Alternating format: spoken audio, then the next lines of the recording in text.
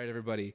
Welcome back to Stories from a Mountain Town. This is your host, Tyler, and we have back with us Alex Kissonergis. Alex, welcome back to the show. Howdy. He's our first repeat guest. I wanted to do another episode with a friend before I had someone I didn't know with the new setup, because we've been kind of tweaking with this thing for a little bit here, and I didn't want to waste anybody else's time but yours, Alex. He likes me. But yeah, today, so we have some beer from Snake River. So thanks to those guys again, as always, for supporting the podcast and helping us make this fun. We have the See You in Hells. It's a Munich style lager, lighter beer. Alex, what do you think about this one? Yeah, not bad. Putting their river through my liver. Yeah, they gave me a swag bag back when we started the relationship. That's their slogan, by the way. Not just some weird thing I came up with. Yeah, you're not that good at marketing. They gave me a swag bag when we first started our relationship with them, and they gave me a bunch of koozies and shirts and hats and things to give out to people. So, did I give you a shirt? You gave me a shirt? Yeah, open that thing up. I haven't actually looked at these yet. So, Alex, I figured Alex deserved a shirt because he's a repeating guest, and he didn't get anything in the first go-around. It's kind of cool in the back. And sick. Rafting. Got the old Snake River Pale Ale logo on the back. So he'll have to... Those folding skills. He'll have to take a picture of that when he wears it next. But yeah, so again with the new mic setup, today we're going dual mics, and it's my first time doing this sort of setup. And we got 2 sets of headphones. We hear each other right in our ears. But yeah, so how's it been going for you? Not bad. Recovering. Let me get this mic out here. Yeah, so Alex, sadly enough, big time, I'd call him a mountaineer. He's done some pretty crazy shit. Injured his knee early in the season, like Thanksgiving weekend or something, right? First week of December. Yeah. So he hasn't been able to ski at all, which I know has just been torture for you because you're a really active guy. So just tell listeners about your injury and how it happened and what it's been like just being so bored this whole winter. Oh, yeah. Well, we live in a mountain town where you ski in the winter, where you cross-country ski, skate. Not much to do when you're not active. So it's been really eye-opening. Mm-hmm. All of my hobbies are outdoors and active. Yeah. And to not have a hobby necessarily, it's been... I need to get a hobby that's not outdoors. Mm-hmm. In case something like this happens again, because it drove me nuts to sit inside for 3 months. Do nothing. Yeah, that's the worst part of the injuries. I mean, the pain is temporary, the mobility you get back, but it's just that, everything you like to do, you just have to sit and watch everybody do it. Especially with social media being so popular that you're probably seeing all these posts all day, every day. Mine or our friends, and you're just like, oh man, you would be there. Yeah, you would be there. And my coworkers going to work, going to ski while I'm at work. Yeah, and taking advantage of powder claws, and you're just like, nah, I'll hold it down, guys. Here I am. Yeah. So, tell them how'd you hurt yourself, and what was the actual diagnosis? Yeah, skiing. They opened up one of the upper lifts on the mountain. It was the first day it was open. Course, made the last call, the ominous last call. No. Went up. For those who don't know, you can't ever say it's your last run of anything, or else bad shit will happen. Right? It did. It happened with me with my bike. Not proof. My bike fall. I texted my stepmom, last run, then I'll come in and hang out with you guys. Ate shit. You the same thing, and someone else was telling me that they had a friend who said the same thing. Texted someone last run, and now they're in a wheelchair because of that run. They really mess themselves up. Don't do it. Don't ever say it. Don't do it. So coming down, skiing on a tree line, early season, so it's first week of December, and the powder's covering the rock that I hit. Snagged it, gouged out the bottom of my ski, bit of a core shot, and twisted my knee, hit a tree, got the knee tangled up in the tree. And, yeah, I was skiing with somebody, thought they might see. I waited. I had my one ski buried, my one ski tangled up in the tree. And they skied right past me. So I sat there for a second, thought, shit, what am I going to do? So I mustered up the strength to lean forward and pop my boot out of my binding because the din didn't pop.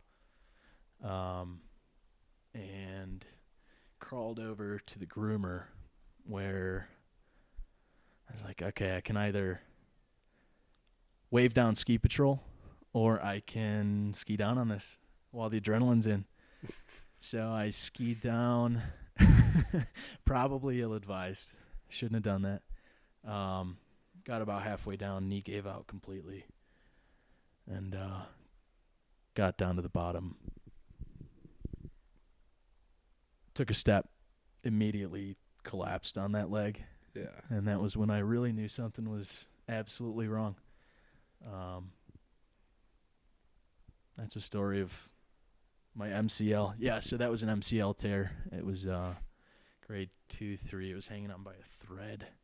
It ripped off the bone. Yeah, grade 2.9. Yeah, exactly. So, yeah, most tears, to my understanding, tear in the middle. Mine ripped off the bone. Mm-hmm. Gave me a good bone bruise on my tibia. I could be medically incorrect for anybody listening to this. Yeah, we're not doctors. That's my here. understanding of it. But it was a really bad MCL tear. Luckily, it was nothing else, and it just put me out for 3.5 months instead of the 6 to 8 that an ACL would have been. Yeah, and then anything having to do surgery, like, in addition to the actual recovery, then you have to get cut, and, you know, that's a whole different... You cold? Oh, yeah. I'm so cold. He just put his jacket on. Shivering. That's like a whole different style of recovery than just like kind of take it easy. Like you gotta, you know, there's the healing of the cut and everything. So it's kind of like my recovery on I tore my ACL in college. It's basically 12 full months until your mobility is back and your body actually, if you do surgery, your body turns that graft into the new ligament. Like it changes the cells in it. That's crazy. And it has to take 12 months to do that. That's just such a crazy thing. Yeah. But yeah, so now you just said this is your first day walking around without the brace. Yeah, second day, first week. So excited. Have you been measuring your flexion and extension numbers for that? No. You should. Like if you go to ask your PT to do it, because that's what they would do. Oh, yeah. I haven't gone to PT a long time. Because that's really important for like mobility, and you don't think like if I don't have the full range of motion I used to have, but it's really important. I can do everything right now except for do the catcher squat. Yeah. I can do it. It just feels weird. Yeah, that'll feel weird for a while. So yeah, I'm hoping to ski next 2 maybe 3 weeks. We'll see what the snow looks like. I want to ski on ice right away. Yeah, awesome. I'd love to come with you. Have you been, so besides like walking around, have you done any other activities? You've been biking, I think you said? Haven't been biking actually. I tried cross country skiing. When? Over the weekend. This past weekend. I hit Cache Creek. It was not groomed. Oh man. It was slippery, but I had no pain. Even when do you try to do like any little pizzas, pizza stopping kind of stuff on even those cross going country? downhill? Yeah, just to like feel like what it would feel like to push against it like that? No, but I was skate skiing. So, okay. I'm putting that weight on the inside of my knee there whenever you're doing your right leg. And so that would kind of simulate skiing, I guess. Yeah, that reminds me. The American Birkebeiner was last weekend up in Hayward. Do you follow that at all? Is that in Minnesota? Wisconsin. It's where my family's cabin is. And it's the biggest cross-country ski race in America. Because there's like just miles and miles of sick cross-country ski trails through the national forest there. And they just race from like one town to the next town. And they finish in downtown Hayward. It's like a Olympic qualifier and everything. Never heard of it. Well, some cross-country skier you are. Poor. Shame on me. How was the ice climbing festival? It's good. It's good. you So, didn't climb. I'd intended on it the second day. So I was there for 2 days. Up in the Upper Peninsula, Michigan, there's an ice climbing festival on the North Shore by Pictured Rocks, if anyone knows where that is. And went the first day, thought, okay, I'm going to belay for my buddy, see how my knee feels hiking into these ice features, and I'll make my decision the next day. And I thought, cool, I'm good to go after the first day. Second day, got the gear for free, actually. She hooked me up. Shout out to Michigan Ice Fest. And we determined that we wanted to go do this big, iconic ice climb called Dairyland. Dairyland. Gorgeous. It's like a 200-foot waterfall off the side of a cliff over Lake Superior. Oh, sick. And none of the water was frozen over down there yet. So you're climbing over water. So how do you get to it? Well, you can either wrap down or you can have somebody lower you down if you're on top rope. Oh. So you climb the top. So you hike the top Yeah. ridge. And we hiked in. It was about a 2-hour hike. We had some issues with our crampons at one point. We were stopped for like 15 minutes. And this group of 4 or 5 dudes passed us. We hadn't seen anybody to that point. And we finally get to the climb, and there these 4 or 5 dudes are. And we're like, hey, do you mind if we set up rope next to you?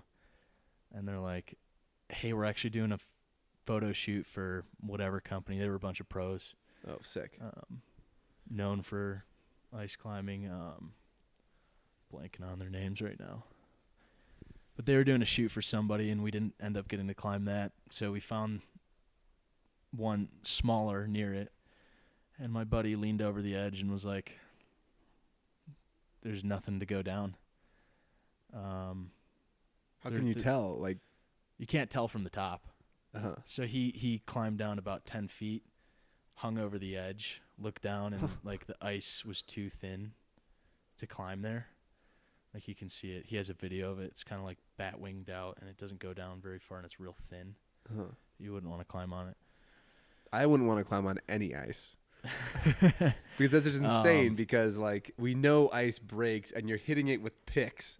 No, this is thick, hard ice. And it, correct me if I'm wrong, but it like changes, every year for sure, and then like throughout the year also, right? Yeah. So yes, short answer, yes. I mean, can ice break while you're climbing? Absolutely. Yeah. But if you had seen some of these waterfalls that freeze, you wouldn't have any like concern about climbing it. Yeah, I think I saw your stories that you had up there, and I've seen people doing that. Yeah, I mean like, it's cool. I've seen like documentaries of like Conrad Anker doing it. He was there. Got to hear him speak. Oh, really? Yeah, cool. It's cool. Isn't he like from Michigan or something, or lives in Michigan? No, he lives in Montana. He lives in Bozeman. He's from some California. connection to Michigan. Does he? Other than just going ice climbing there. Something like that. I don't know. I know he makes a habit of going to Michigan Ice Fest because it's like fresh ice every year. It's a really iconic climbing festival. Nice. And those the friends of yours that we met here that skied here for the weekend? Yeah, so there's actually just one. Oh. We met. I flew into Marquette, Michigan, and he picked me up. Did you fly in an air balloon? Like, what kind of plane goes into Marquette, There's Michigan? about 30 seats from Chicago to Marquette. And I flew in. There's no taxi service. Yeah. No bus service. No Ubers, no Lyfts. And it was about -10 before wind chill at 9:30 at night. And there was absolutely no hitchhiking. And by the time I realized what was going on, it was me and 2 gals my age. And I wasn't about to ask them for a ride. So I had to rent a car just to get to my hotel. And it was like 30 minutes away. So I rented this car just for that drive. Like, was it like north, like towards the lake, obviously? So the Marquette's on the lake, and then oh, yeah. the airport was, towards the middle of the UP. Uh-huh. That's funny. Did you plan to like do one of those first four Yeah, options? I've never been to an airport where there hasn't been one of those four. Yeah. I mean, maybe I can understand not having an Uber, but you think there'd be taxis, Yeah, or like a shuttle to bring you to town Right. or something. and they knew the flight was coming in. Yeah, and it's the festival weekend, so like probably a lot of people. Well, not flew only is in. it the festival weekend, but there was a big dog fest, Mm. like a dog racing, mushing festival up there at the same time Oh yeah, that's cool. in Marquette. So there's like every reason for the airport to be full. Yeah, and have transportation. And I checked the bus schedule, and the last bus came at like 5. That's funny. That's So- the UP is someplace I've never been to, but I really if I didn't move here, I was like planning trips to go up there because there's like the Porcupine Mountains and there's, like snowmobiling up there and Mount Bohemia and all the stuff along the lake, and I can get there from my cabin like in not a lot of time. So It's gorgeous. yeah, I love all the stuff along the lake. Like I've told you about the stuff up the North Shore that I've gone and seen on North Shore of Minnesota, Yeah. and even the South Shore along in the Wisconsin side is the same kind of stuff. Like those, like the Apostle Islands, it's kind of like pictured rocks, just those random, just like giant, tall, rocky cliffs, like just in the water. So it's really cool. Yeah, Midwest is like has some surprising beauty there. You don't hear about it. Yeah, because when you say Midwest, you think like Iowa, Nebraska, Kansas, like prairie. Right. And there's a lot of like southern Minnesota, southern Wisconsin is all prairie, but then like northern Minnesota is like really thick. What would that be? Coniferous forest. Yeah, And coniferous is Some elevation, some mountains. Northern Wisconsin is just like giant rolling hills, same kind of forest, and then all on the lake is like really, really crazy rock formations from the water beating it for so many years. big water. Yeah. Like there's, like pictured rocks is just like these giant cliffs, like right in the water, right? That's the Yeah, idea. like one of those things where you picture it, but then you get there and you're like, oh wow, these are actually really big, Yeah. really big. Yeah, it's the same thing with the Apostle Islands. There's just these giant cliffs just spiking out of the water for no apparent reason other than That's glaciers. cool. I'll Yeah. have to take a look. But yeah, so I really wanted to get you back on here because it was shortly after we finished the first episode that we were like, oh shit, we didn't talk about your Chile trip at all. Which is like way crazier than anything you talked about in the first episode in like terms of like mountain stuff. So Alex is kind of a mountaineer climber type who would like, do some more extreme things in the mountains just to say you did it, just to like achieve that sort of thing and go up higher and go to less cushy type mountain style stuff than even I would. So yeah, tell us, just go through that. Like you went to Chile? Oh, Peru. Peru, sorry. Fucked that up. Went to Peru, but it's the same mountain range, the Andes. Yeah, they're long. Yeah, they're enormous. And what like area of Peru? What like town was nearby? Well, so I was all our climbing was in southern Peru, outside of Arequipa, which is the second biggest city in Peru. It's got a little over 1 million people. And that's the town you said it sits at like 13,000 feet or something. It sits at 7 or 6. Wasn't there a town you said that's like really, really high up there? There's a town in Peru. I think it's the highest one in the world that sits at like 13. That's I didn't go insane. there, but I think like 17. That's insane. That's don't quote me. That's like right Everest now, Base Camp height. Yeah, but it's a I'm gonna look gold that up. mining. It's a gold mining town in Peru, and it sits way up there, and like half the. It's got a big population too. Yeah. Um, And you just went there. I didn't go there. Yeah. I didn't So you go just went to Peru just to like climb mountains and explore and like that kind of stuff? Yeah, so I was at the Mangy Moose. Those of the excuse me. For those of you that know where that is. Mangy Moose, the world's finest après ski bar in the world. And my buddy had taught in Peru for a bit. So he was telling me about this volcano that overlooks these volcanoes that overlook Arequipa, and he had gone up one of them called El Misti, and El Misti sits at about 19,200 feet, and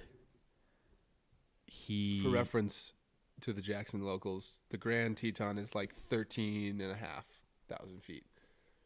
And so, what do you say, 19,000? So Jackson and Arequipa sit roughly at the same vertical. Yeah. I think Arequipa might be a little bit higher. I just found a town. So the highest known human settlement in the world is high in the Andes Mountains in La Rinconada of Puno, a district of Peru. This community is located at 16,728. 16's, that's insane. Could you imagine living there? No. And I can tell you as someone who's been up that high that's not an altitude where your brain functions very well. Yeah. The people there probably have the same thing going on as the what do they call the people that help climbers on Everest? Sherpas, yeah. How they've like after generations of living there, like their bodies work differently. They work better at altitude than ours do. Yeah, I don't know, because I think Sherpas have lived at altitude for a while. I think these people migrated to this town with the discovery of gold. So I don't think they've been there for centuries. I think they've been there for decades, which I don't think is enough to like. Yeah, just for reference, Everest Base Camp is 17,600. So like 1,000 feet higher. 1,000 feet. This town is 1,000 feet lower than Everest Base Camp. Crazy. Okay, carry on. So yeah, he's telling me about this volcano called El Misti that overlooks. There's 3 volcanoes that overlook Arequipa. El Misti is the most prominent one, and he had been up it. He had just trekked it, and he was telling me, there's snow on the top, and then there's these volcanic ash chutes that go down the side. And he was like, we can ski him. I know we can ski him. We can ski ash. So I was like, you sold me. So a day later, we booked our tickets to Peru. I put in my PTO at work, and we flew down in 2 or 3 months later, and get there, spent some time in Lima, headed down to Arequipa, and that's where we started off our journey. It was a really cool experience. Yeah, awesome. And so, what was the thought process like? And just like, you don't really speak Spanish, do you? Well, I took 10 years of it. Oh, well, like, do you keep up with it? Like, could you speak it conversationally I can speak barely conversation. I can understand really well. Yeah. So I can sit there and listen to a conversation, know what's going on decently well. But when it comes to like actually speaking to people, I don't know if it's a lack of confidence or lack of vocabulary, but one of those two means I can't. Yeah. But just like deciding that I'm going to go to a country that you don't really speak the language. It's a foreign language, even though it is Spanish. So, like you said, you know a lot about it. But to just do something that like extreme like that, what was that thought process like? Because every time I've gone to Mexico, the thought process was he said, I'm just going to sit on my ass and drink a bunch of beer. So like, I don't really need to know the language to do that. Beach isn't for me. Yeah. I don't have anything to do on the beach. Maybe fish. Yeah. But like you would need to talk to people to like potentially get out there and get home safely. Well, so I have this, and trekking is a bit different because you can go and trek through the wilderness and not need to know anybody. But for something like this is something where to have a friend who knows somewhat what they're talking about, has been to the place, can tell you, I think this is possible. What really sold me to like the thought process there, I guess, was he said, I think we could ski this. And we looked it up and we couldn't find any record of anybody ever skiing it or being on there with skis or anything. So Yeah, every picture that I've looked up, it's been dry. Like there's Yeah. not snow on there. Yeah. Well, there's always snow up there. There's a glacier at the top. Oh. When we were up there, there was a little bit more snow than when you look it up on Google. We more went for the ash shoots than we did the snow. Like the snow really wasn't our goal there at all. More so it was to climb a, over 19,000 foot volcano and ski down in some way, shape, or form. Yeah. But yeah, I was just like, okay, it would be cool to even just say we'd been on this mountain with skis. So do you still think that you had a first descent of El Misti? So, well, descent is a relative because First descent on skis? we just skied down towards base camp. We didn't ski all the way down to the base of the mountain. I don't think you could, if that makes sense. What I'm trying to get at is like, Also, Stories from- to answer your question before, stories from Mountain Town. stories from Mountain Town, breaking news that first descent discovered on El Misti volcano. Like, I'm just trying to figure out how, if we could like talk to whoever records first descents and like get you guys credit for that, because how sick would that be? Yeah, I think like definitely. We have videos, we have everything recorded wise. I think it might be first, but we talked to everybody we knew down there to see if anybody had and like you guys, anybody listening can look up a picture of this mountain. Yeah. There's not much snow. El Misti. Yeah. El Misti. There can be a lot of snow. There's not a lot of snow. It's not an alpine mountain in that sense. But we talked to everybody we knew, trying to figure out if anybody had been on skis on this thing before. And there's the volcano to the south, I think south of that is called Chichani, and people have skied that before. But from we heard from one person that 2 decades ago, maybe some German dudes tried to ski, or Swiss or something. But that's all we heard about, and we couldn't find anything on the internet in Spanish or English regarding that. So we may have been the first people with skis on there. We may not have been. Definitely the first people with video of skiing up there that I can find. Dude, that's still sick. Like, is there some sort of like, world mountaineering association or something? We could like let's look into this. Yeah, You could have an official first descent of El Misti. I guess I've 'Cause never you really have the thought video. about Like, it. if they, I don't know what the process would be like, but if they looked in their books and they're like, nope, we don't have anything on El Misti. Like, do you have a video record of it? And it's like, yeah, like you could show like your flights and receipts and whatever you need to do to like verify. But like, yeah, we had video from the top. Well, we walked down about 100 feet because it was kind of weird. But from there, we have video from the top just about almost down to base camp. yeah. And then you kind of had to traverse over to base camp on your feet. But and like, if like I ever post this video and anybody watches it, my buddy sold me on ash. I thought I was going to be skiing pure ash up there, like it was powder. This is some rocky, sketchy shit. Yeah. I mean, I can't imagine ash like supports you at all when you're going through it. Well, there was some powdered ash, and that skied great. Stopping was weird, but most of it was rocky, and I felt like I was going to break my neck every second of it. You didn't hurt yourself skiing rocky ash in South America. You hurt yourself next to a groomed run in bounds here. I know. In early December. I know. On this, on different skis, but yeah. Yeah.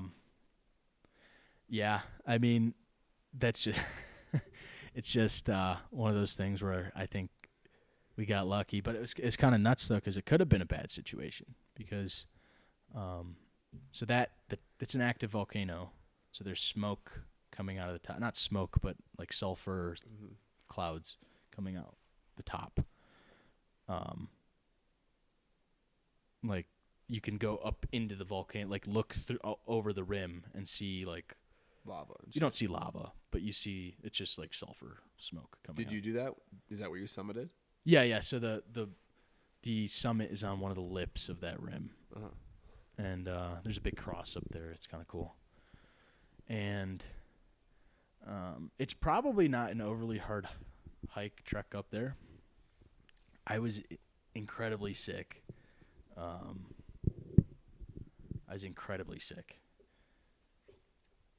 And that probably changed things, but yeah, you just kind of hike up the ridge, sleep at base camp, keep hiking, and you're super tired because of the altitude and everything, but yeah, you just go up this ridge. Anyways, it could have gotten real bad because as we were coming down, the fog is the English word for that.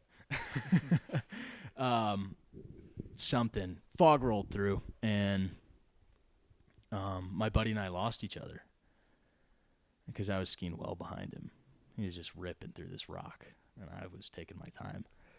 Yeah, didn't you tell me too that it was so high up that with all your gear you'd take like 2 or 3 turns and just be totally winded, like just done. If anybody's listening to this has skied like Everest and shit, you're probably thinking this is nothing, but yeah, sick old Alex was up there taking one turn and bending over to catch his breath.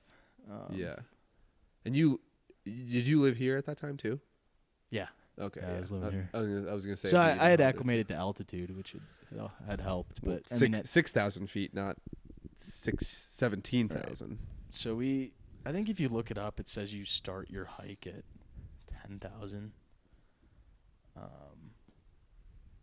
We definitely started at like 7,000. So I don't know where they were measuring from. Yeah. 7 or 7.5, maybe 8 at the max. So we did, 11, maybe 12,000 feet of vert. Did you have to do like a dawn start for that? We started. No.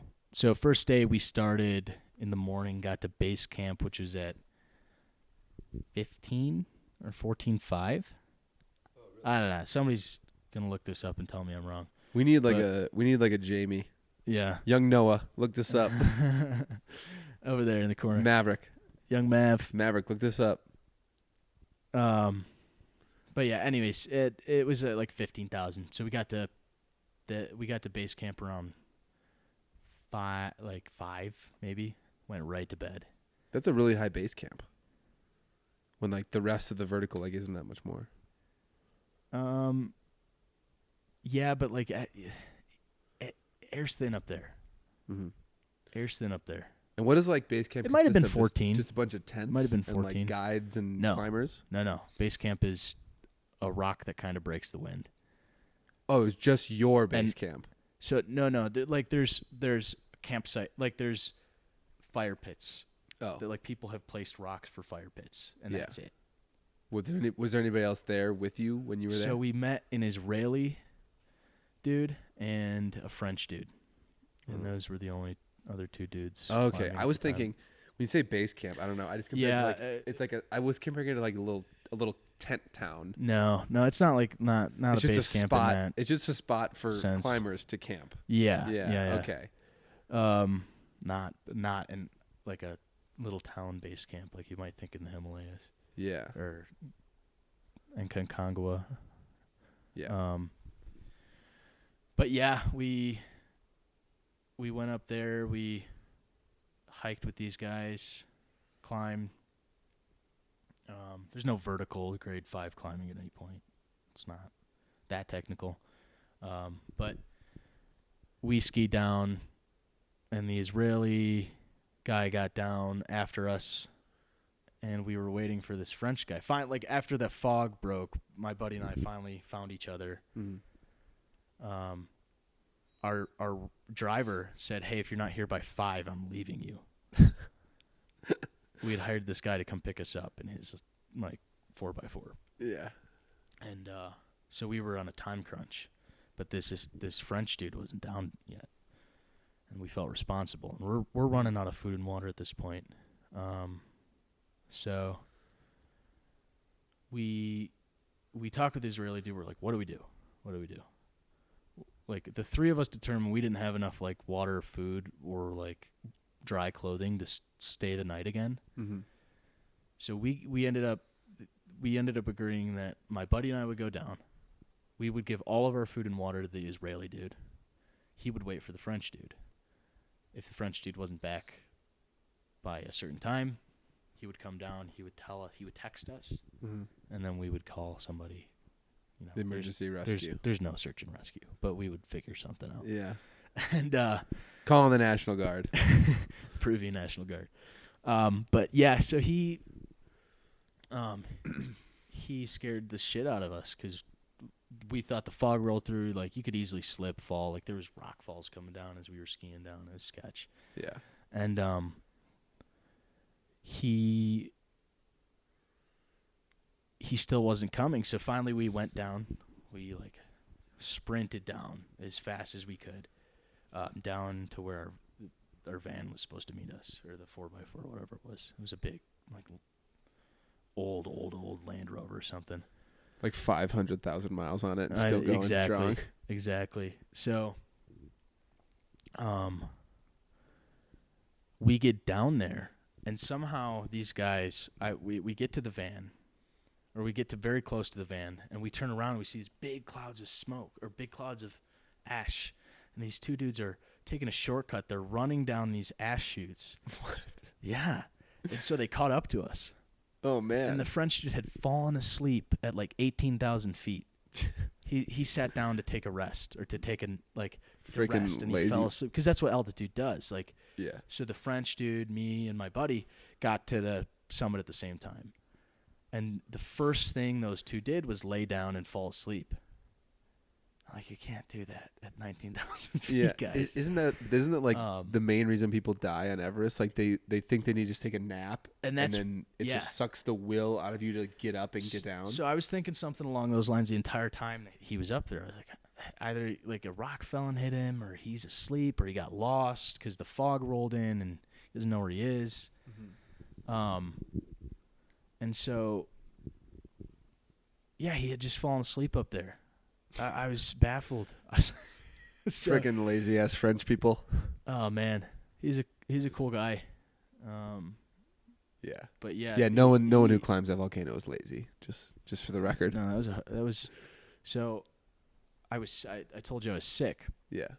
My buddy had taught at this school when he lived in Arequipa, and he had met this gal while we were there, and so one day he's like, who worked at the school.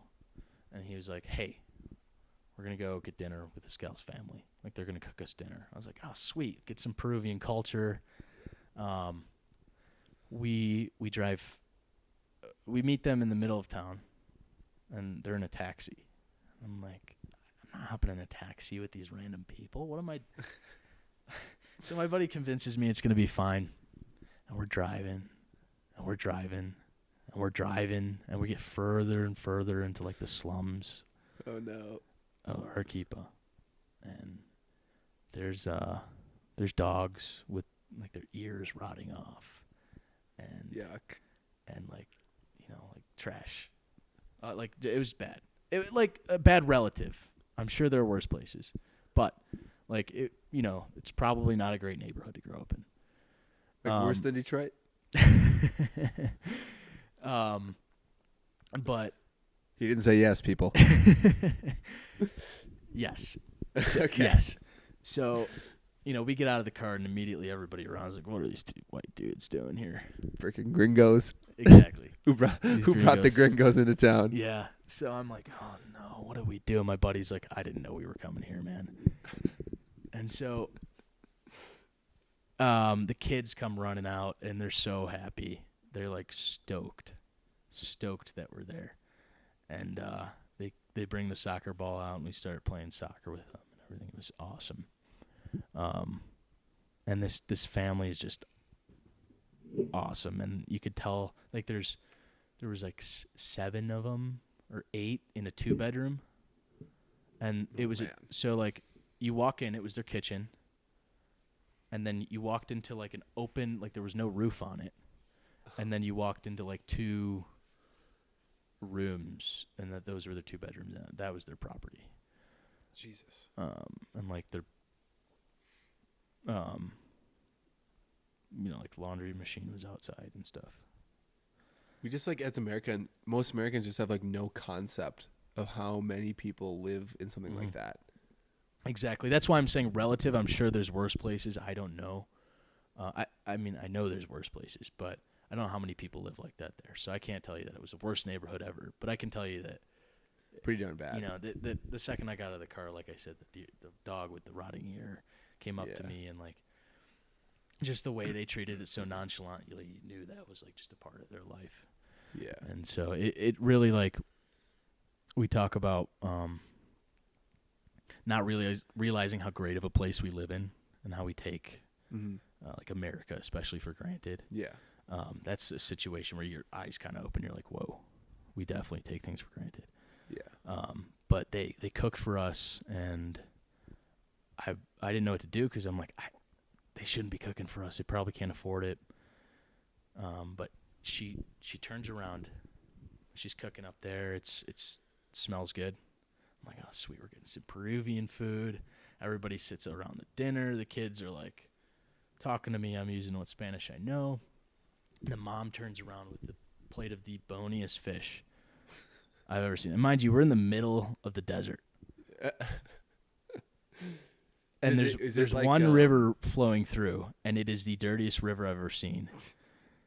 And that's probably an overstatement, but I don't know where she got this fish from, is the point. And I knew immediately that my stomach would not like that. And it did not. And the next day is the day we started our trek. And I was violently ill for the next 3 weeks. Is the desert there like a, what do they call it? Like a rain shadow? What do they call it? Like in the backside of big mountains? It's on the front side.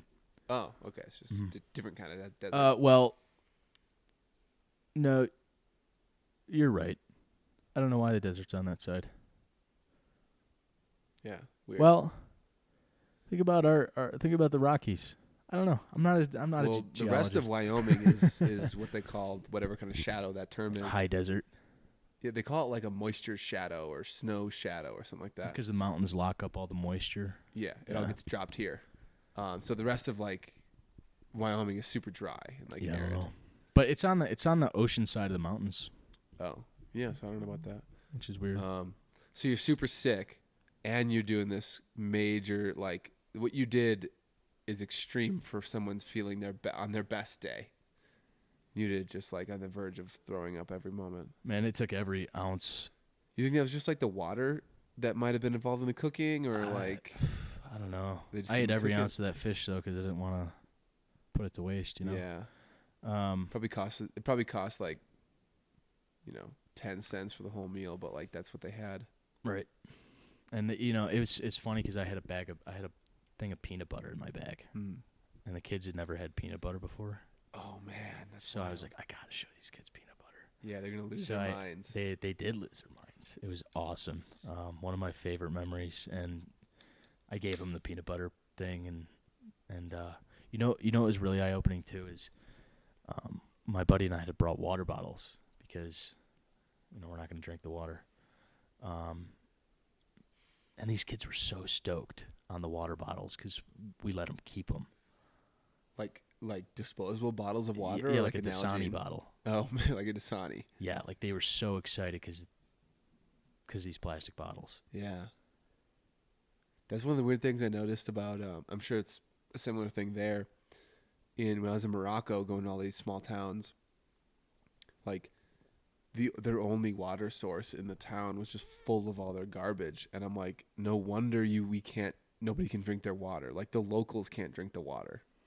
It's probably the same thing. It's just so like their public water there isn't treated at the same level we are. So so to speak, we're not desensitized to those. Yeah, they're stronger people than us. They're just stronger people. That's all it is. Yeah, Have you seen that documentary about Bill Gates, Inside Bill's Brain? No. So you need to watch it. Like, it's gonna make you want to take over the world, because it like shows the origins of his company and like what he does to like make himself to like learn more, make himself smarter, and all the reading that he does. But one of his interests in the last kind of 5 years, because he doesn't need to work, doesn't need to earn any more money ever, is he wants to take care of the world's problem with untreated water.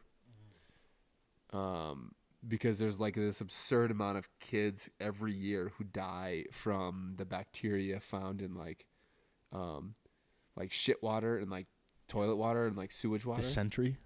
Yeah. Or not dysentery. Dysentery. Yeah. I don't know if that's what they no, named it's not specifically. dysentery. It's That's like Oregon Trail. Yeah, I was disease. thinking Oregon Trail. Not. But whatever it is, there's like some absurd amount of number of kids just because they're like around or like ingesting shit water. And so a big part of the documentary was all about what he's been doing to figure out a solution to cheaply and easily get some sort of system to these towns, mostly in Africa, to like filter the water and like make it good just to be around. Right. So that was just really cool to see that. I read something about one. I think maybe it's this prime minister or the one before. One of the prime ministers of India recently. I think his like initiative, what he got elected on, was putting a toilet in every home. Oh man. And we're complaining because our president tweets some stupid shit. Like he does tweet some stupid shit. Yeah, he does. But we all have toilets, right? I don't know if it's 100% of us, but because probably maybe a few poor areas that may not have some, but 99.9% of Americans have toilets. That's not an issue in our elections. Someone's not getting elected on toilets. Yeah. So that's just another example of us taking America for granted. Yeah, the that's insane. World is such a diverse place in both, wealth, culture. You don't really see that until you get abroad. Yeah. And, like, get into a third world country, get into a different first world country, get into a second different. Are there second world countries? No, there's not. Those. Get into a second world country. And I think those are actually terms for what countries aligned with who, like Axis and Allies back in World War II. But nowadays we use them as like a developed nation and an undeveloped nation. Yeah. Yeah, I always hear everybody like, when they study abroad or they go to some other country, they think that country is so much cooler than America. And it's mostly because it's just different. It's a novelty. I mean, not saying I'm not saying like other cultures aren't to be respected and cool. They absolutely are. Yeah, but for that I would live in England for a little bit. There's not enough mountains in England for me. You could fly to the Alps easy. Or I'd live in the Alps. I could live in probably Switzerland. There's a big difference between living in Switzerland and England, price-wise. Yeah, well, we live here. Probably similar to here. But what I was trying to say was people go over there and they just find this love for like those countries. When I've gone abroad, I've been to England, I've been to Denmark, I've been to Morocco, Paris, Mexico, Canada. Like I included Paris amongst the other countries. Or France, sorry. And really all it did, like those are all great trips. I had a great time. I'm glad I did them. Would do some of them again. But really all it did is just like made me look back at America and realize like, wow, this is like way better, or I'm enjoying it way more for all these reasons. Like in Morocco, like you can't drink the water, or like in England, like people don't really have cars. Like you walk everywhere. That's kind of maybe more a big city thing, but I like that. Yeah, you like walking everywhere. Yeah, I like not having to rely on a car. Mm-hmm. I think it's important to have a car where we live. I wouldn't want to not have a car here. But if you're living in the city, especially if you're living almost anywhere in Europe, you don't need a car. Yeah. Yeah, I would really like I could do it from here, but I'd like to be able to bike around places. You don't Like in the summer. You don't want to bike here. In the summer. You gonna bike up this butte? I know, and that's what I'm saying. I wouldn't like if I lived where you live. Like in the summer, I would bike everywhere. It'd be a good workout. I would probably, and you know what? Do it. No, dude. I would do it. I've done it a couple times. It is not that fun. Because then I don't get, like, I'm going to my house. I don't get to, like, when I mountain bike, I bike up something just as steep, but I get to ride down it. But, yeah, bike around's fun. But, yeah, just my point of being, like, I feel really thankful for everything that I have here in America after going to other countries where they don't have fully everything that we have. Like, living on a 2 acres, looking at mountains with a full town right next to you. That doesn't really happen in a lot of other countries, you know. Maybe it does. I don't know. Like I'm sure there's probably mountain towns in like, you know, the Alps that have similar setups. All I'm saying is that when I go other places, I get really thankful of what America is like and what we have here in America. That's my only point. Yeah. There is mountain towns elsewhere, but this is like a great place. And I've always said I would live somewhere else. I love traveling other places. I really enjoy other cultures, but I wouldn't want to raise my kids anywhere else. Yeah. Once I was having a family. Definitely. Not necessarily Jackson, but like the States in general. Yeah, America. Yeah, it's a great place. Mm-hmm. So yeah, what is there else to talk about? Did we get through all your injury stuff? And did you finish? Was that the end of your trip to South America? Yeah, that was South America. Did you want to get into the part where you and your buddy ended up staying at like a romantic hotel or whatever it was? So, or should we leave that for the third episode of Alex Kissonergis? Whatever you want to do. Yeah, let's go into it. We got some time. Sure. So when we first flew down to Peru, first of all, we did the cheap man's way down. Mm-hmm. So we drove the 8 hours to Denver, flew to Toronto, and then flew to Lima. For the geographically inclined, that is the most out of the way you could ever be. Might as well have just flown like the other way around the globe. So that was the cheapest way to go. Air Canada, Denver to Lima.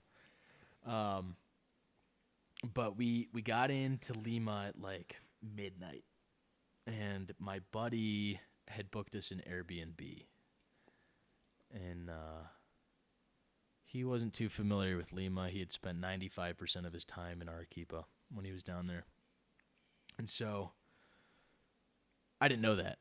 I just knew that he had booked an Airbnb for us, so I didn't think anything of it. So we hail a cab, and he starts taking us towards our Airbnb, and he goes, "Hey, this really isn't a safe neighborhood. Like, you guys really shouldn't be here." White guys shouldn't be here. Meaning, you gringos shouldn't be here. Yeah. And we're like, whatever. I'm from Detroit. Suburbs. Anyways, so we get out, and it's like at this kind of like sketchy looking apartment complex. Not too sketchy, but like enough. And we talk to the doorman, like not the doorman, but the guy at the behind the desk. And he says, go down this corridor, up. Anyways, we get up to this room. The key's not where it's supposed to be. Mm-hmm. And it's like 2 a.m. at this point. And I'm looking at my buddy like, what is going on here? So he's mentioning it in the Airbnb host. And he's blowing him up, and he's calling him. We're banging on the door. There's somebody in there, but they're not opening the door. Oh, no. And finally he realizes that he booked it for the next day. So he thought, oh, we're flying in at midnight. He had just gotten the dates confused. Yeah. Because of the weird time we were flying in and everything. And so we go back down to talk to the doorman, and now there's 2 other dudes down there. And we're like, oh no. And I'm wearing like a flannel shirt, jeans, boots. And these guys look at me and like I know enough Spanish. They called me a vaquero, which is what does that mean? It's a cowboy. That's perfect. And I just laughed, and that kind of lightened the mood. But my buddy's like, "Hey, where can we stay? Like, we're homeless." Yeah. The guy's like, "Actually, there's a hotel like down the street. I can take you there."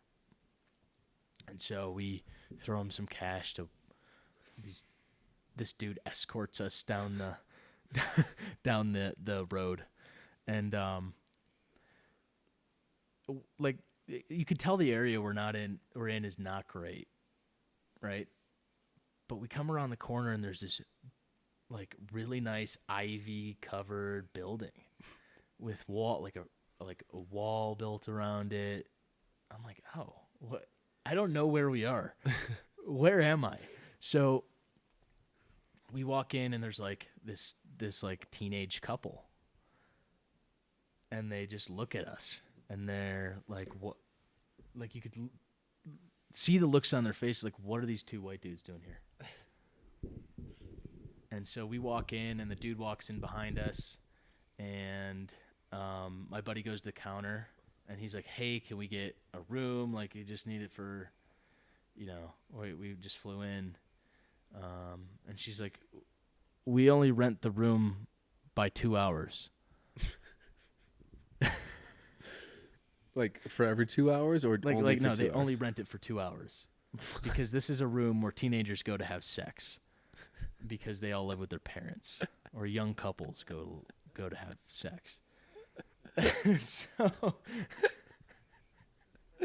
we are two white dudes who like that is we such totally a weird look like, concept for a hotel. Like there's no comparison to that in America. No, like there's not whatsoever. Like there's motels that maybe do that, but they or maybe get rented out for that, or like prom night, but they would still rent you the whole night. Yeah. No, these are just like 2-hour hotel rooms, and we realized why everybody was looking at us so weird. Of course, and we just started like it was hilarious, and the dude, the Peruvian dude who totally knew. And walked us into that situation. I was just laughing. You're just like I'm going to get these gringos. And so we thanked him, and we held the sketchiest cab I've ever seen in my entire life, dude. When I say that this thing was barely held together. Like a cardboard cab. We parked our and what is a cab doing at 2:30 a.m. in this neighborhood? You know what I mean? Looking for gringos. So there's probably just like a neighborhood. There's probably like a neighborhood text that got sent out. Like, all right, there's 2 stupid Americans. Let's fuck with them. So we hailed this cab, and we crammed in the back. Like I'm literally sitting on top of my bag. Our skis are hanging out the window, and then we start driving, and we get about 3 blocks when I see this truck pull around the corner with big lights and a skull painted on the side. Oh, jeez. And I'm like, my first night in Peru, and I'm dead. I'm freaking dead. Like my dad's like, oh, my dad's gonna kill me if I get killed here. No, my dad's gonna be like, I told you so. I told you to be careful. And here I am, like, not being careful. And so this truck stops us, cuts us off, stops us, pulls up next to us. And I can't understand what they're saying because it's so slangy and fast. And my buddy's like, we're good. And we drove. And apparently these are just security trucks that the city hires to patrol the neighborhoods. But there's a skull on the side of it. Just like mercenaries, I guess. or like the cartel or something. And so like this dude took us to a hotel like closer to the quote unquote nicer part of town, and we stayed and paid gringo prices, and it was 100 degrees with no air conditioning. We may have slept in the same bed. I can't remember. But yeah, that was the first night in Peru, and it was not how I expected it. Dude, whenever I think about like experiences like that, or just even like the daily, like, you know, using Google Maps, like, so imagine doing that trip of yours without a cell phone. And this is so millennial of me to like think this is crazy, but like it wasn't that long ago where there was no digital resource for anything that you were trying to do, and people were still doing trips like that almost as often as they are now. Oh, it's you Like, think how about- do you even yeah. do that? Well, so when I was in Eastern Europe, my charger broke, and then my phone screen broke, and then it was just a mess, and I didn't have internet access unless I was like at a coffee shop or somewhere. Uh-huh. And getting around was exponentially harder. And like it got to you make it work. Like you walk up to the bus stop and you have to talk to people. You're like, Yeah. I need to get here. How do I get here? Yeah. And it kind of forces you to talk to people when you could normally just figure out something on your app, like on an app. But still, I was still using the internet to like find my routes and stuff, you know? Yeah, or even like if you wanted to brush up on like the languages you were going to, like you couldn't just like Google Translate random shit while you're in the conversation. You'd have to go like take Spanish 2 again or some shit, or like, Yeah, I mean, you can't really Google Translate during a conversation. I mean, I guess you can't. Well, I was doing it. Were you? I had two Ubers in Orlando where the guy spoke no English. Like I was like, oh, crazy weather we're having here. And he's like, no English. I'm You know like, what "Oh, the shit." national language of America is? Freedom. Freedom, and there is none. That Yeah. dude can speak whatever he wants. I know. I was just saying that I was trying to ask him something, so I typed it quick in Google, and then it told me, and I was able to ask him. Yeah, I get that. Yeah. And that's like one of those things where like you're at a bus stop and you need to talk to someone, you can translate and communicate that way. Yeah. Especially if you have Translate saved on your phone and you don't need internet, you know. Mm-hmm. I was thinking an actual conversation where it's too fast for you to like actually look shit up. Yeah. I tried at first to speak Spanish back, but my Spanish 1 and 2 from high school has not stuck. Yeah, they after made all us these take years. Spanish from kindergarten on. Whoa. And then I stopped when I was a sophomore or junior in high school. I wish they would like allow. I don't know. Maybe they do it now, but like languages, like they have you take like French or German, or you know, like so few people in the world speak French and German. Like No. Spanish is enormous, Chinese enormous, Indian enormous, and Arabic. Arabic's kind of a cool language. Yeah, our high school taught Arabic actually. Really, Yeah, that's Detroit. cool. Detroit Metro has like one of the largest Arab populations outside the Middle East. Awesome. So like if you drive through Dearborn, there's like signs that are in Arabic and not English. What? Yeah. That's crazy. Yeah. I don't think. I mean, Minneapolis has a huge Somali population, but Yeah. I don't think there's. I mean, there's like storefronts that are in Arabic. Would they speak Arabic or Young Noah, look up the Young Maverick? yeah, Yeah. Young Mav, look the Whatever language Somali up. people speak. There's storefronts, but there's not like road signs or anything. But that's crazy. yeah, like this is a Walgreens. With the oh, the yeah. Arabic writing for with the it. Arabic rating on it. Yeah. And like wait, I'm trying to find like that. Yeah. That's just like a Is that a street sign? yeah. It's just Wow. a street sign that's in McDonald's sign. McDonald's sign with an Arabic version of McDonald's on there. yeah. Do you really need the writing though? Does anybody need the writing for a McDonald's sign? I don't think so. No, I think that golden arch is iconic. Yeah. I haven't been to McDonald's in years. I don't think I've been to one. I don't even think I've been. I think I've been to one here since I moved here once. I moved here almost a year ago. This one stays in business. It's so busy. It is. There's like, you see the lunch rush and it's like wrapped around the building. And I'm sure like coffees and stuff because there's like there's Starbucks and Albertsons, but and there's little coffee shops around. There's no coffee shop here open before 7. Really? Not even like Pearl Street or Cowboy Coffee? Pearl Street. Yeah. I think that's a bagel shop though. Coffee shop. Yeah. They do coffee and like some like cappuccinos and shit. I'm being too particular. Cowboy Coffee, dude. If you were like, I love sitting there on their front. They have a little like patio space in the summer with the sun shining down. Yeah, like people are bustling around the square. It's just like a lot of energy. What? Like early in the morning, it's not that busy. Oh, it's so busy, dude. We live in a tiny town. Oh man, people. Yeah, dude. Oh man, as I was flying into Orlando, I could, Orlando's huge and it's flat, so you can see basically to the ocean. And I was like getting anxiety. I was like, God, there's so many people here. I hate it. I love the energy. Now, Orlando is one of my least favorite places. I go there a lot. I have family down there. But I love the energy of cities. Like, I love the feeling of like 3, 4, 5 million people running around. Make up your mind. You were just saying that there's too busy in the Jackson Town Square early in the morning. But you're also like 5 million people. It's touristy busy. You know what I mean? Touristy busy is different than busy. Touristy busy is like, I'm going to walk slow.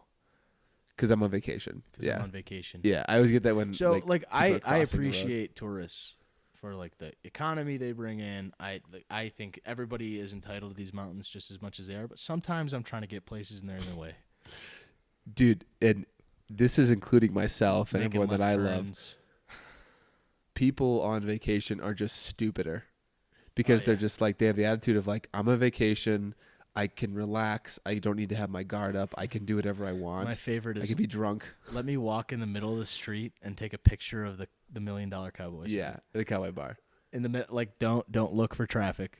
Just walk out. Nope, that's it's not the main road that comes into town or goes to the village. There's not like 1,000 people trying to get through this intersection right now. No, that important again, that picture you're going to show your nephew and niece and that's it is so important. Yeah. Well, It is. I value tourism in that sense, but don't just maybe you could respect the social norms a little bit more. Yeah, the road a little bit more. Because there's a whole town square with like a park that they could be standing in or on the sidewalk. Most of our phones have the zoom feature. Yeah, or like a lens or something. So what do you think? You think the tourism's going to be affected by the coronavirus this summer? Less sea buses? I certainly hope so, dude. I was kind of freaked out when I flew to Denver and then Orlando, and in Denver there was a ton of people with masks on. Mm-hmm. I had a few people on my plane over the mouth thing. Masks on. Yeah, and then on my plane to Orlando, there was a bunch of Asian tourists going to Disneyland or Disney World, and I was like, whoa, like it doesn't really, I see news clippings, but it doesn't really hit home until you're like in the place that would be spread in. Yeah, so the way I've been looking at things is I like this could very well be like ground zero. You know what I mean? Like we have so many tourists here coming from Italy, China, wherever. And like thank you so much for coming here, experiencing our culture, spending your money here. But this could very well be like one of the first places that coronavirus happens. Like, is it likely? No. But could it be? Yeah. There's a convergence of a lot of do you think they would I think they would quarantine the entire valley. Like you wouldn't have people in or out of this place. If this was like the first place where coronavirus popped up in the States. Hasn't it already? Yeah, but they've all been like quickly caught and I don't think we see as much. I mean, we see a lot of traffic of those different cultures, but I don't think we see as much as like L.A. or San Francisco would. No, they're much more likely, but this still gets a lot of tourists compared to the normal town. compared to the normal, like compared to like just thinking about like the odds, like if what's the percentage that one of the how many maybe 500,000 Asian tourists come here, one of them has it versus the maybe Well, they don't even need to be Asian. They could be Italian at this point or Iranian. Has it really like spread to other countries? Oh, there's a huge outbreak in Italy right now. Oh shit. Yeah, my dad's trip to Italy got canceled. Yeah, I started to worry when my company FIS sends me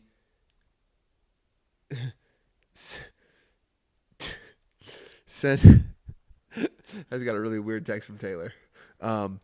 Sorry. When FIS sends me like daily emails about coronavirus. Yeah. I mean, it's affecting everybody's supply chain. It's affecting. Yeah, we have like a no travel to China right now. Yeah. Well, so I've got a friend who's supposed to teach in China this summer. Her trip got canceled. My dad's trips to Asia got canceled. I was going to go to China. Now I'm not. Like they send billions and billions of dollars worth of damage to that airline industry there. Yeah, and someone was saying today that like it actually is really, it's like super good timing that we just had that trade deal made with China, because now we're less dependent on them when they're having a tough time right now. That's relative. Slightly less dependent. We right? Still manufacture a fuck ton. So when things are manufactured at 6 months to a year in advance, yeah, like we'll be seeing this in fall. You know what I mean? Like we're not going to see the immediate consequences of. Has Stio had issues with your suppliers? Not my realm, to my knowledge. You gotta get Jeff on and ask him. No, that's a good question. Or Sandy. Jeff. Sandy's more into that the supplier stuff, right? Both, I guess. But I would assume so. Everybody is. If you have stuff made in Asia, you're being affected right now. Mm-hmm. But yeah, I think that because my question about the tourism this summer is like our economy is going to go down in this valley because we're not getting as many tourists. I think we'll be fine. I think we'll be fine too. But, for the local businesses here, yeah, I'm sure they're not looking forward to having that, whatever percentage point less of customers. Yeah, do you think do they buy a lot of stuff? I don't know. I don't know like the foreign tourists who come here on the tour buses specifically. I don't know if they get out and buy things because you really only see them get out, take pictures, and then leave. I don't know what they do. Yeah, I've never really seen them in stores. They're always just like by the arches, and by like the national park. I would signs. assume they spend money here. Like I would assume so. You know what I mean? And to like I like that they come because like not that I'm gonna hop on a tour bus, but I go experience other cultures. They have every right to come experience ours, and enjoy it. And even if they don't spend money, like these mountains are everybody's mountains. Yeah.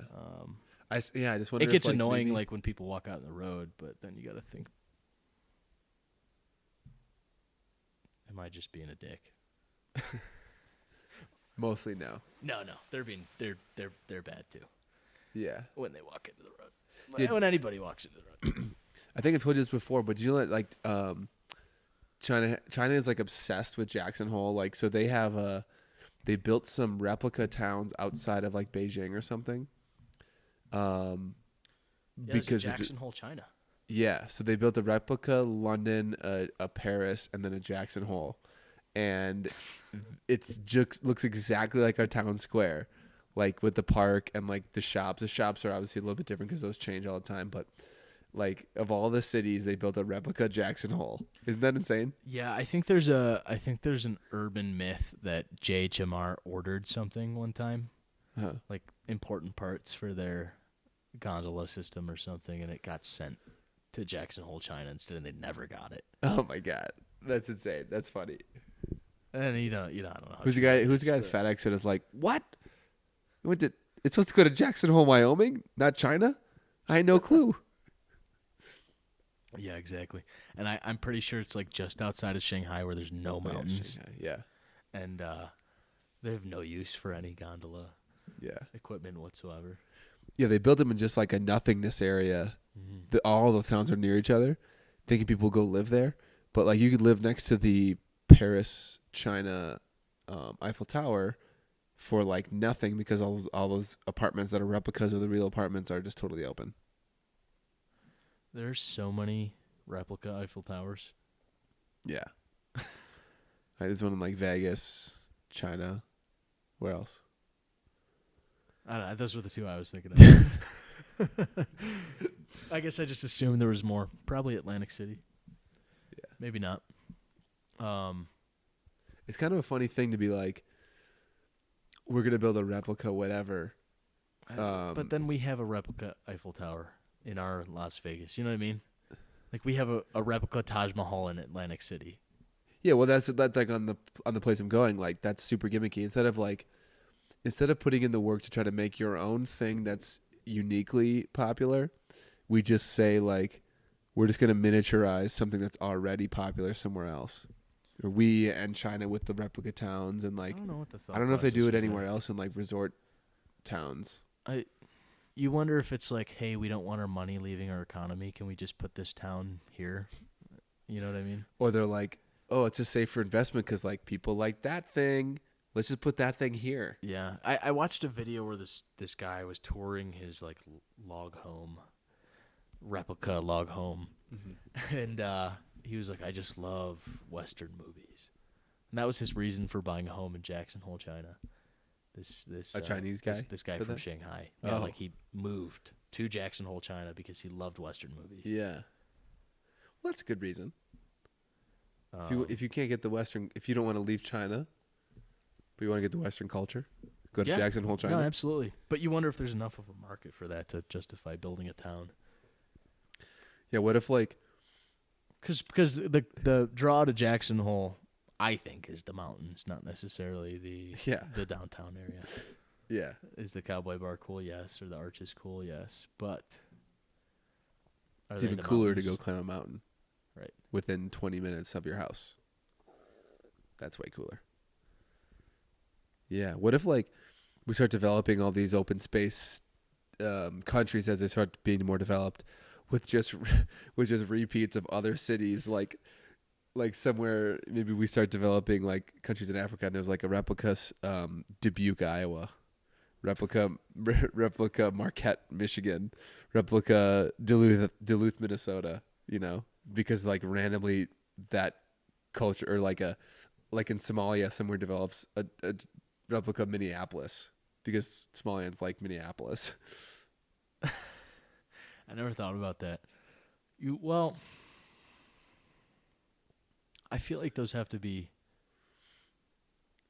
Maybe. No. It's too hard. These cities develop naturally. You know what I mean? Yeah, and that's how it should be. Like Yeah. whatever cities develop will have their own cool things about them, and that's cool on its own. It's not. They don't need to put our shit in there. It's kind of crazy that Africans, well, there's one in Egypt, but Africa, for the most part, and South America are the only places without the coronavirus right now. Well, wild. Oh, Bridget just came to join us. Hi, buddy. Hello. Do you want to say hi?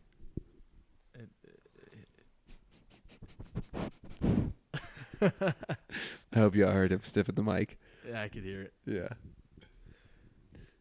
He was just taking a nap. All right. Well, I think we should wrap this up. Been an hour and 18 minutes. Bridger wants some attention, so we won't delay this any longer. Alex, thanks for coming back on the show. Yeah. You're always a welcome guest. Hope we can go when you go skiing. Hope I can join you because. Yeah, we haven't skied together. Yeah, we have not skied together yet. Even though we've hung out this whole time. I've been friends since the 4th of July. Many moons. Yeah. But yeah, so glad to see you're almost back out there, and we got to get out there for a nice little ski tour or something. That's right. Bridger, you have anything else to say? Yeah, good boy. Okay. All right. Thanks everyone for listening. As always, send me a text or a direct message on Instagram or anything. Let me know how the sound sounds, or if we talked about cool shit or we didn't. And Alex, tell everyone where the people can find you on Instagram. Well, you just deleted Instagram. Well, You said it's off my phone. It's not deleted. I don't know my handle. Okay. Young Maverick, look it up.